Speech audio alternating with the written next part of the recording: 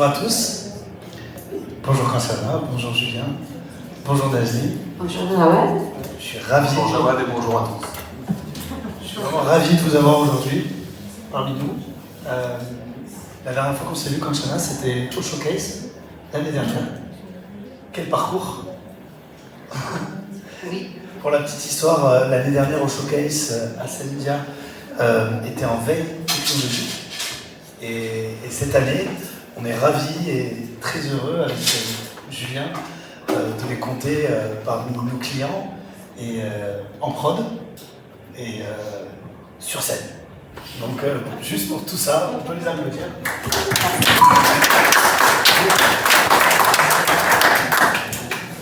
Je vais vous laisser vous présenter chacun votre tour. Merci Jawad. Bonjour à tous. Donc, je m'appelle Kancana. Je suis Customer Experience Manager chez Ascendia et je suis basée en Angleterre. Merci Kancana. Bonjour à tous, Julien Jardin. Donc, moi, je suis le cofondateur et président de la société XP Cloud. Pour information, je suis responsable sur toute la partie commerce au quotidien. Je vais en profiter pour vous dire deux petits mots sur XP Cloud. On est partenaire Zendesk depuis 2022. On a atteint la plus haute certification chez Zendesk en 2024. On a réalisé un peu plus de 100 projets depuis 2022, tous secteurs confondus. On a développé une quinzaine de connecteurs sur mesure. Donc on peut vous accompagner sur les services naturels de Zendesk, mais aussi sur ce qui va cohabiter avec Zendesk. Et puis voilà, donc comme activité également complémentaire à Zendesk, pour info, on est intégrateur de Zoom sur la partie centre de contact, qui peut, si vous avez des besoins de voix industriels, venir se connecter naturellement au travers d'un connecteur natif qui existe entre Zoom et Zendesk. Voilà pour en dire deux mots. Et Nazim. Bonjour à tous, je m'appelle Nazim, je suis IT Manager chez Ascendia et j'accompagne les initiatives métiers, dont celui-ci, depuis le business requirement jusqu'à l'implémentation. Et la photo que vous voyez ici a été générée avec l'IA.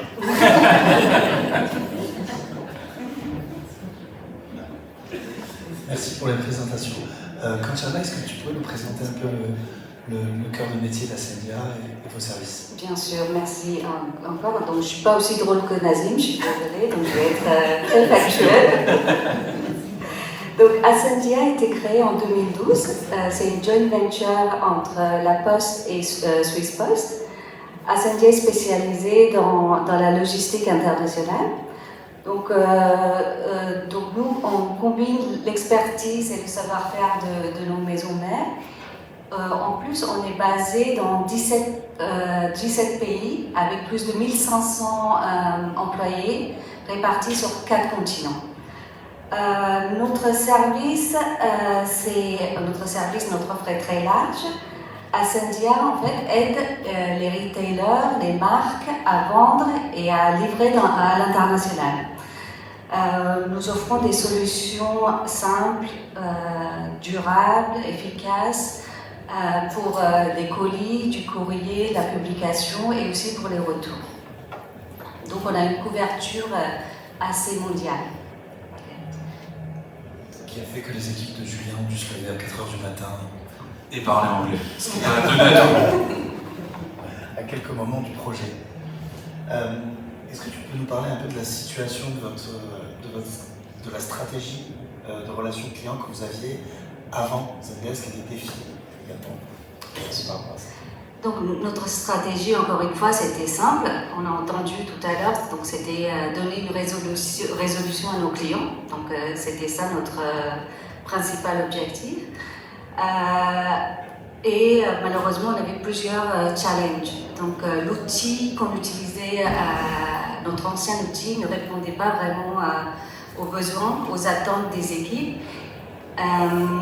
Donc on avait à peu près 10 000 tickets par mois. Donc l'outil était très instable. L'outil faisait ce qu'il devait faire, mais il était instable. Donc la performance n'était pas du tout bonne. Et donc l'instabilité, ça veut dire qu'on ne peut pas répondre à nos clients dans les temps. Et de ce fait, ça crée une frustration chez les agents, donc ça avait aussi un coup sur leur morale. Donc il était très très urgent, essentiel pour nous de trouver un nouvel outil, une nouvelle application, une nouvelle façon de travailler. Je rajouterais que par rapport à ce que disait Kancha, l'enjeu était très important. En face de nous, nos concurrents, c'est DHL, DPD, UPS, ce sont tous ces grands groupes-là. Et vous savez que les clients ne sont pas super fidèles. S'ils ne sont pas contents, ils partent. Donc la relation client, la gestion des cases était devenue le point critique auprès de nos clients. 10 000 cases par mois, c'est énorme. Il fallait répondre très rapidement. Le système précédent, qui était sur une base CRM, n'arrivait plus à assurer la performance et surtout la fiabilité des informations qu'on délivrait. Nécessité de changer. Ce qui m'amène à la question de vos critères de choix par rapport à la solution que vous avez choisie, donc du coup Zendesk, notamment face à vos challenges de sécurité interne. Alors par rapport à ça, effectivement, une étude a été lancée sous l'impulsion de Kancha pour regarder sur le marché quelles étaient les autres solutions sur lesquelles Ascendia pouvait partir. On avait identifié à peu près 4 solutions, dont Zendesk, supporté par XP Cloud. J'allais dire les critères classiques de sélection sont la couverture fonctionnelle, répondre à l'intégralité de nos besoins, la couverture technique avec un point important sur la sécurité, le respect des normes et des règles standards du groupe, mais aussi la sécurité des informations qu'on allait échanger, la capacité de l'outil Zendesk à pouvoir s'adapter à notre environnement applicatif. Il y a plusieurs systèmes qui doivent être interconnectés, un CRM, un système opérationnel, un système de tracking, d'autres systèmes qui vont venir, mais aussi s'adapter au système de nos partenaires. Nous sommes dans le groupe La Poste, Suisse Post, donc Zendesk devait se connecter aussi au customer service des outils de nos maisons mères et les outils de nos partenaires. Un des derniers critères en termes de couverture, c'est la capacité de l'outil à pouvoir s'adapter au cas d'usage spécifique de nos filiales. Nous sommes présents aux États-Unis jusqu'en Nouvelle-Zélande, en passant par Continental Europe, UK, Hong Kong, Singapour. La façon de gérer la relation client dans les différents pays est complètement différente. Donc l'outil devait pouvoir, en fonction des régions, proposer un core système, mais pouvoir s'adapter. Enfin, le coût était aussi important. Donc ces critères-là nous ont conduit à choisir Zendesk, mais ce qui a vraiment marqué notre décision, c'est toute la relation qui a été établie tout le long du processus d'appel d'offres. La relation très transparente avec les équipes XP Cloud Zendesk, leur disponibilité, transparence. Quand je dis transparence, c'est on n'a pas eu de promesse. C'est je sais faire ça, si je ne sais pas faire ça, voilà mes engagements, quand est-ce que je peux vous livrer. Donc ça a été des facteurs déterminants. Et c'est pour ça que nous sommes arrivés à ce choix de Zendesk et XP Cloud. Nous en sommes très heureux. Julien, donc un environnement international, un stack techno assez complexe, hétérogène. Comment s'est passé déroulé l'implémentation? Effectivement, c'est un peu un défi. Et merci, tu en as spoilé une partie, mais je vais pouvoir étayer cette partie.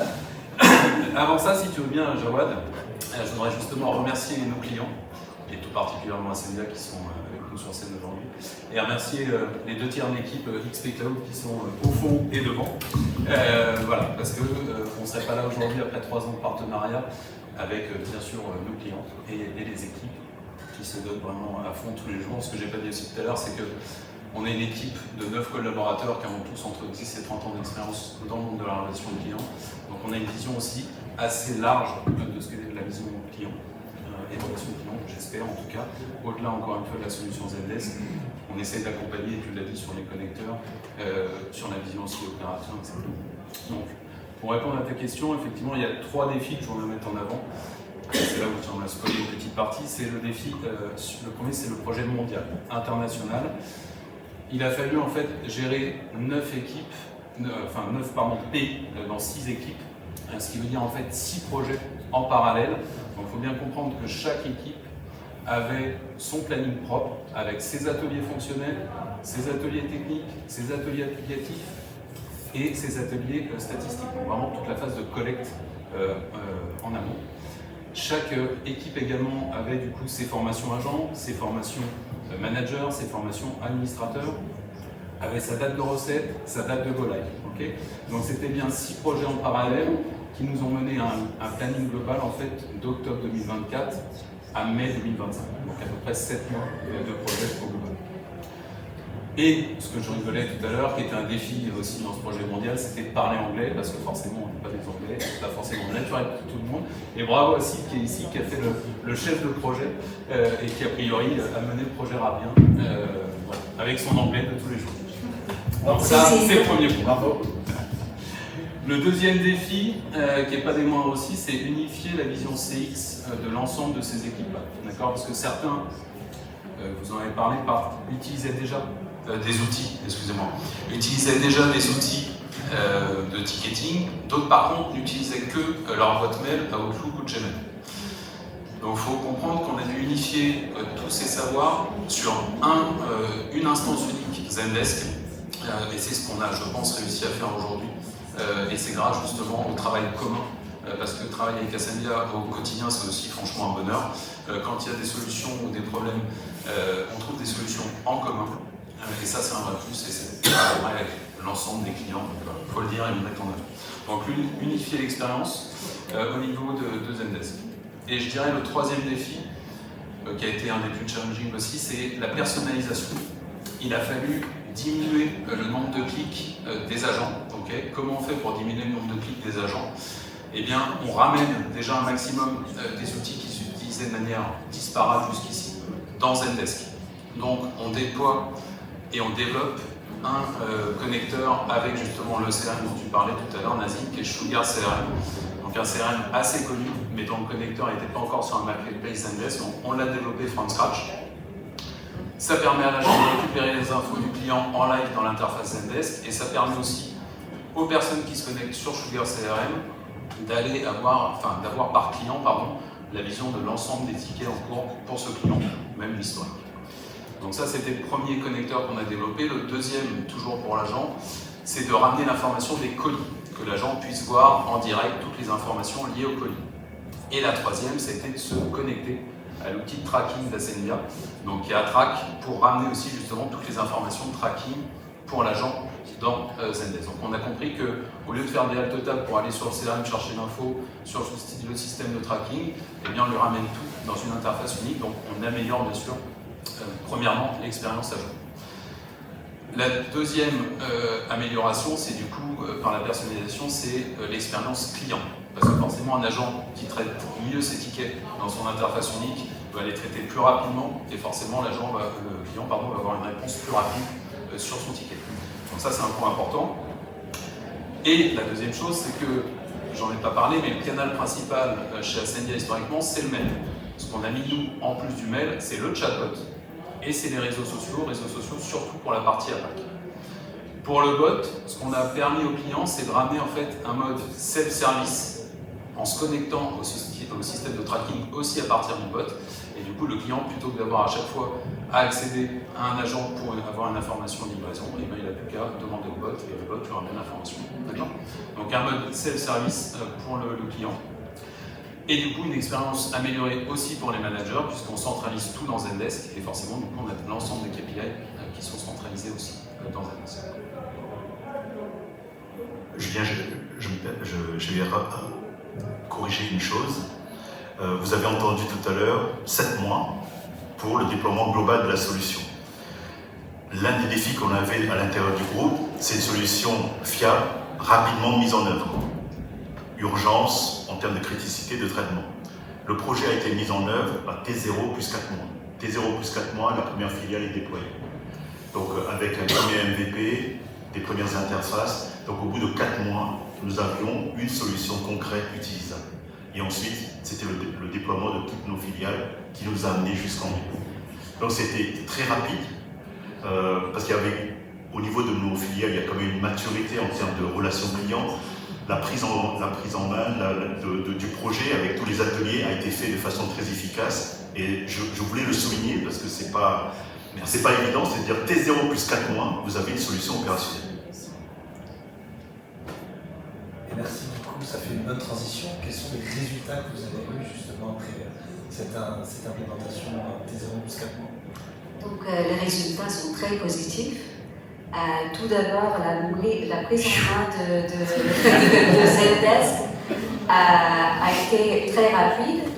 Zendesk est un outil intuitif que nos équipes ont adopté immédiatement. Donc on n'a pas eu de phase où, je ne sais pas, le change management, donc ça a été très très rapide.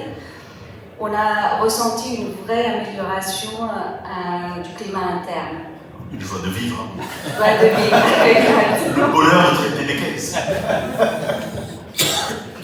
Donc concrètement, ce qui s'est passé, c'est que on a réduit nos délais de traitement des réclamations. Donc on est passé de 3,5 jours à 2,5. Ce qui est beaucoup, et sachant qu'on n'a pas encore utilisé toutes les fonctions de Zendesk. Donc, ce qui se passe, c'est que, en plus des résultats, l'outil est performant et stable.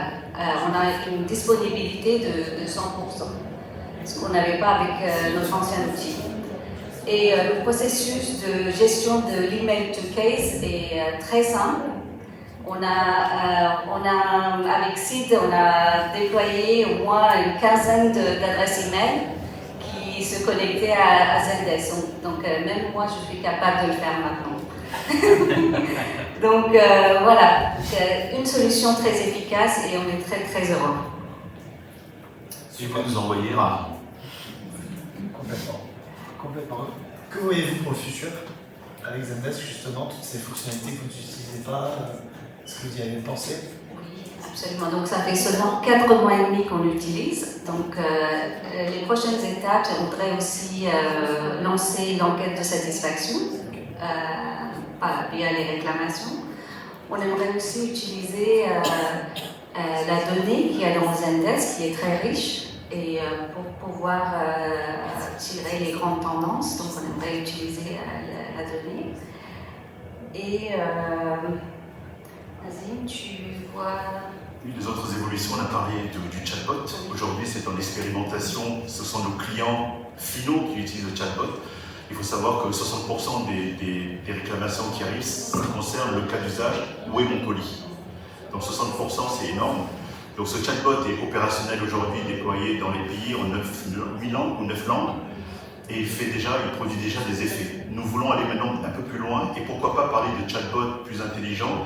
Nous avons des filiales dans le monde. Et toutes les filiales, on travaille pendant les heures ouvrées, mais pendant les heures non ouvrées, beaucoup de réclamations arrivent.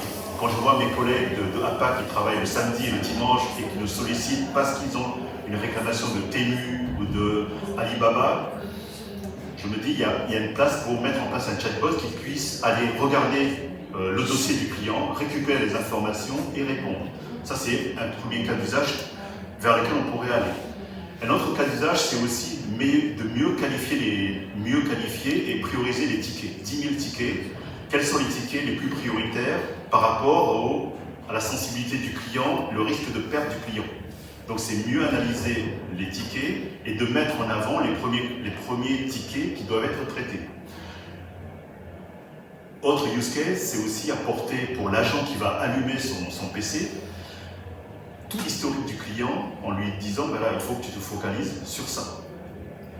Il n'a pas besoin d'aller lire l'intégralité des échanges qui s'est passé, mais regarde ça en priorité. Ascendia est un logisticien, donc nous avons des systèmes de production.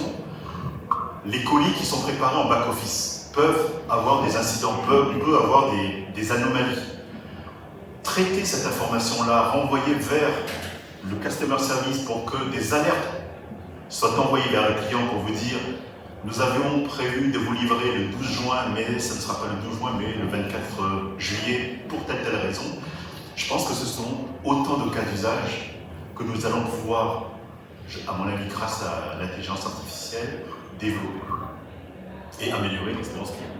C'était ma question qui arrivait, l'intelligence artificielle, puis la révision. Parfait. Oui, de façon fluide.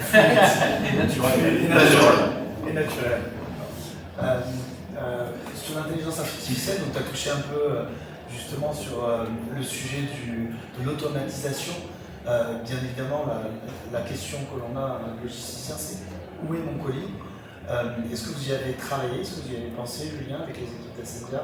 Comment aujourd'hui automatiser ce processus-là et y mettre une couche d'IA? Alors, il y a une ébauche effectivement qui a été posée dernièrement, et je pense que maintenant on va rentrer un peu plus dans le sujet dans les mois à venir. Je pense qu'on va laisser passer l'été, puisque le projet s'est fini comme il y a peu de temps, et que c'est un sujet qu'on va prendre sérieusement effectivement à la rentrée.